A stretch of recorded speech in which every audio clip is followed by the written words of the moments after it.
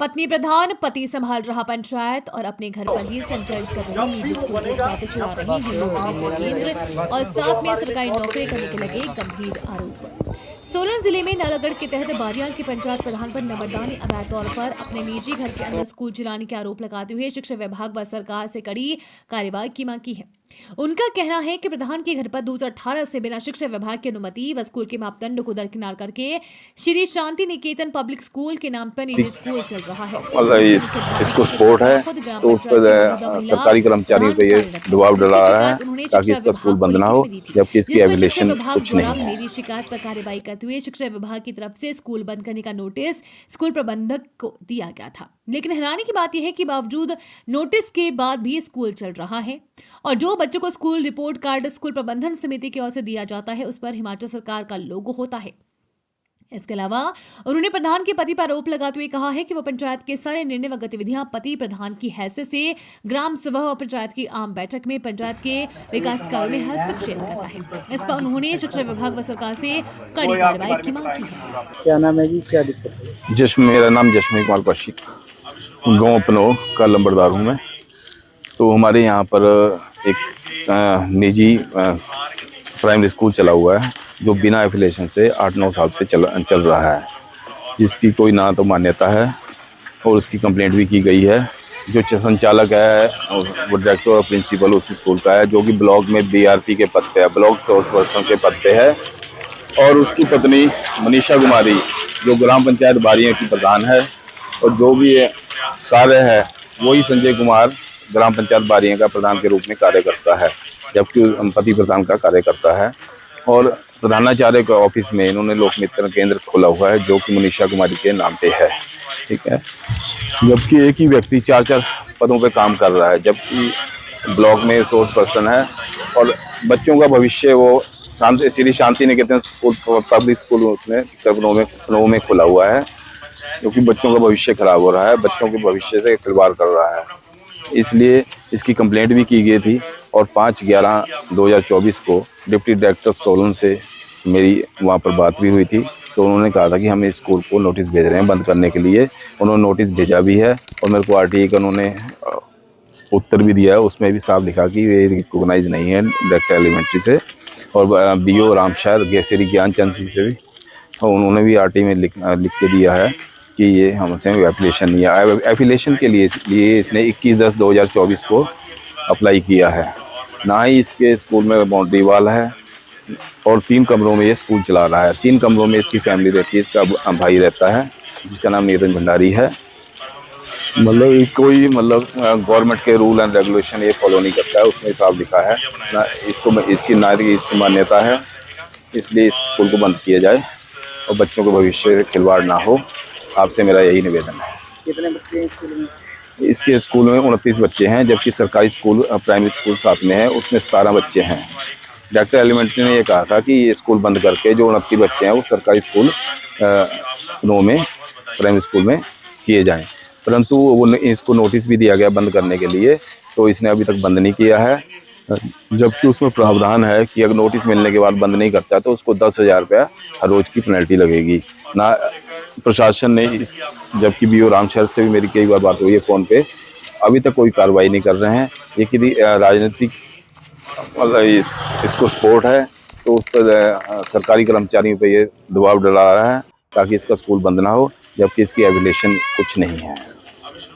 हाँ जी संजय जी, आपके खिलाफ ना शिकायत है कि आप एक सरकार की गैर मान्यता प्राप्त स्कूल चला रहे हैं, इस बारे में क्या कहना चाहेंगे? सर, मैं इस मामले के पक्ष में आपको एक अवगत कराना चाहता हूँ कि जो मेरा स्कूल रन है उस स्कूल के अंदर मैं एमडी के तहत कार्यरत में स्कूल चल रहा है, पर ये स्कूल की जो एफिलिएशन का प्रोसेस है 2018 से चालू है, उसमें कुछ कमियां हर बार पाई गई हैं और उस कमी को रिमूव करके दोबारा फाइल सबमिट करवा दी गई है।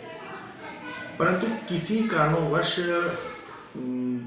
चाहे वो लोकसभा के इलेक्शन थे, चाहे कोरोना काल था, चाहे वो राज्य सरकार के इलेक्शन थे, चाहे वो बाई इलेक्शन की वजह से डिपार्टमेंट से एनओसी लेने के वक्त इन सभी चीज़ों को पूरा करने में कमी देरी हुई है। अच्छा, में पूरा है ये चीज़ सारी। दूसरी बात ये उन्होंने आरोप लगाया कि आपकी पत्नी जो प्रधान है उसकी जगह आप ही कार्य करते हैं। ऐसा कुछ नहीं है सर, आप पंचायतों के उस फॉर्म्स में आ सकती हैं। मैं एक सोशल ऑडिटर हूँ, मेरा सोशल ऑडिट में लोगों को जन जागरण का प्रोसेस रहता है, परंतु जो भी कार्य मेरी धर्मपत्नी जी एज ए प्रधान करती हैं वो स्वतंत्र स्वरूप से करती हैं, मेरा उसमें कोई इन्वॉल्वमेंट नहीं है। ये निराधार बिल्कुल आरोप है।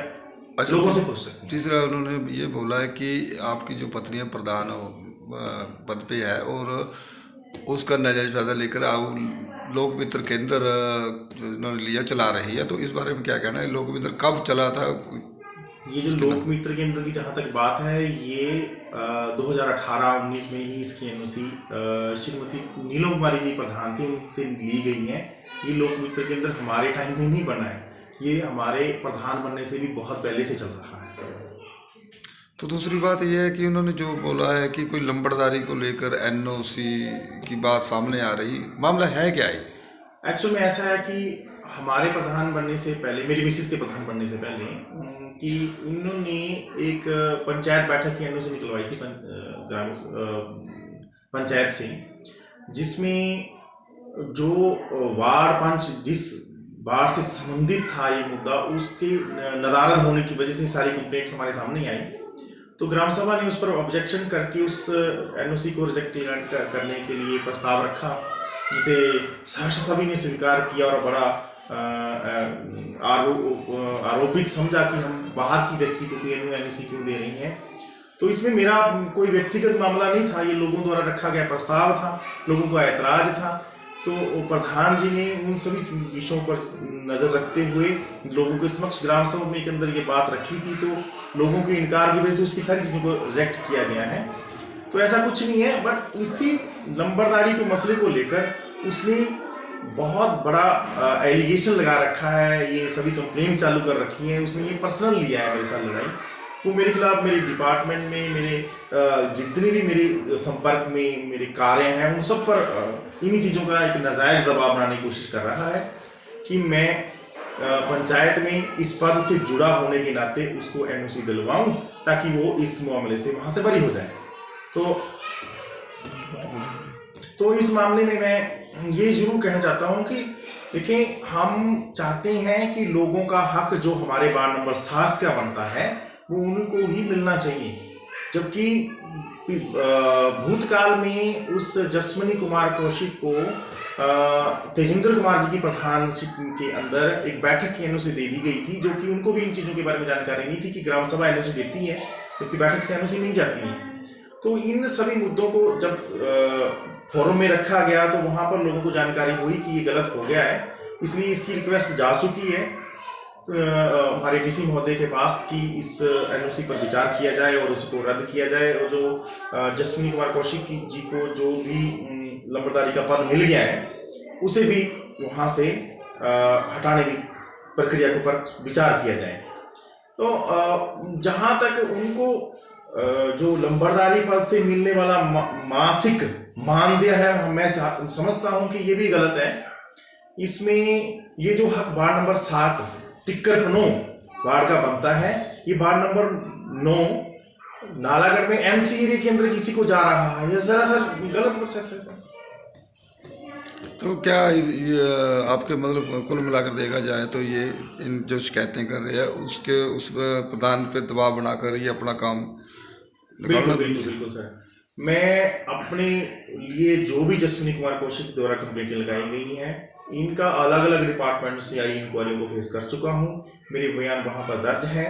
ये सारी कंप्लेंटें मेरे विचार अनुसार, मेरे द्वारा दिए गए तथ्यों के अनुसार ये निराधार हैं, बिल्कुल बेबुनियाद हैं। इन कंप्लेंटों का ये जवाब इनको भी मिल चुका है डॉक्यूमेंट बेस पर इसने मानसिकता ये बना रखी है कि मेरे पर प्रेशर बनाकर नंबरदारी को ये यहाँ से सफल बनाए और हमारे से एनओसी निकलवाए, ताकि इसकी जो गलत चीज़ों पर पर्दा डल जाए। ये पर्दा मुझे लगता है कि जनता के सामने निकल चुका है, तो इसमें ये अब कुछ नहीं बनने वाला कि ये नंबरदारी पर जा देकर है। इस व्यक्ति ने, जो आपका कहना है, कोई पंचायत में किसी और लोगों की भी शिकायतें की है? बिल्कुल, बहुत सारे लोग ऐसे हैं हमारे पास गवाह हैं जिनको ये डराता है जाके कि आपके लोगों के घर श्यामलाट में है, ये एरिया श्यामलाट में है, कभी किसी चीज़ों के ऊपर ये एलिगेट करता है। कुछ लोग मेरे साथ अभी भी मौजूद हैं जो ये जरूर बता देंगे कि इनको भी उन्होंने बड़ी परेशान करने की बात रखी। इन्होंने भी तथ्यों को वहाँ रखते हुए सभी कंप्लेंटों का जवाब दिया है, जिससे ये जाहिर है बहुत और ऐसे भी लोग हैं जिन्होंने ये देखा है कि ये अपनी इस रसूख का कि इसका जो पिताजी थे चमन लाल कौशिक जी, ये भूतपूर्व रिटायर्ड एसपी नहीं है विजिलेंस ब्रांच से, तो उसका भी नजायज फायदा उठाया जाता है। तो सर, एक ऐसा मामला जिसमें विजिलेंस को इन्वॉल्व कर लिया गया, ये भी उसकी व्यक्तिगत पहचान का ही मसला रहा है। तो मैं तो चाहूँगा कि ये अपनी पहुँच अपने पिताजी का नाम का गलत इस्तेमाल कर रहा है, इसके जवाब इसको आने वाले टाइम में मिल जाएगा कि इन्होंने ये सब चीज़ें जो चला रखी हैं ये सारी गलत हैं। बस बहुत है। बद्दी में रह के अपने फैमिली, फ्रेंड्स और स्पेशल वन को एक स्पेशल मोमेंट देना चाहते हो, एक अच्छा डिनर करवाना चाहते हो लाइव म्यूजिक के साथ साथ, तो ये हो सकता है सिर्फ 799 रुपए में, क्योंकि होटल ज्योति ऑर्गेनाइज कर रहा है एक grand new year party event, जहां पे आपको मिलेगा लाइव म्यूजिक, डीजे, बॉनफायर के साथ साथ अनलिमिटेड फूड, जिसमें आप इंजॉय करवा पाओगे अपनी फैमिली को एक अच्छा बेहतरीन डिनर, और उसके साथ साथ आपको मिलेगा 20% का बेस्ट डिस्काउंट ड्रिंक्स पे भी। तो अगर आप एक बेहतरीन पल अपनी फैमिली को देना चाहते हो, न्यू ईयर को एंजॉय करना चाहते हो, तो आपको जरूर ज्वाइन करना चाहिए। बुकिंग के लिए अभी हमारे नंबर्स पे फोन करें।